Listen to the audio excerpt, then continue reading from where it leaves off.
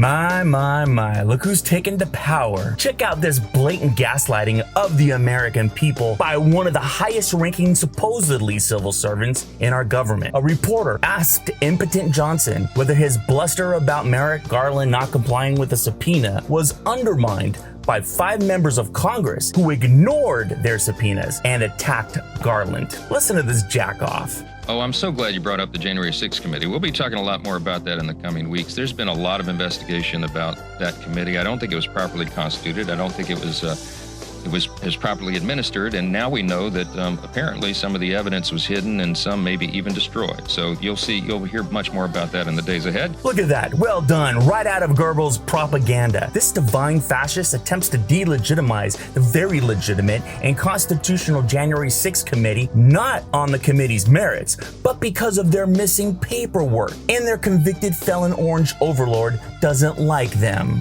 You talk about apples to oranges. There couldn't be a more clear contrast between that and what we're talking about here. Did you hear that brush off?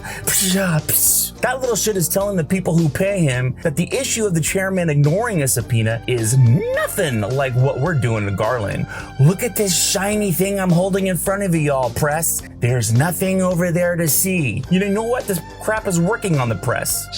This is the Judiciary Committee. This is the Weaponization Committee. These are properly constituted and operating committees under Chairman Jordan's leadership have done extraordinary work, methodically, constitutionally, appropriately, and now we come to this impasse with the Attorney General himself who refuses to comply.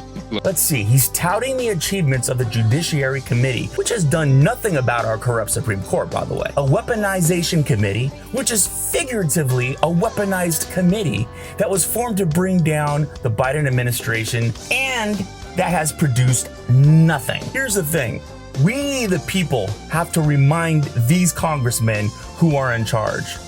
In case you forgot, we are. These civil servants shouldn't be laughing off our questions and gaslighting us. Did they forget who they work for? I guess when your leader is a convicted felon, you're gonna behave like one.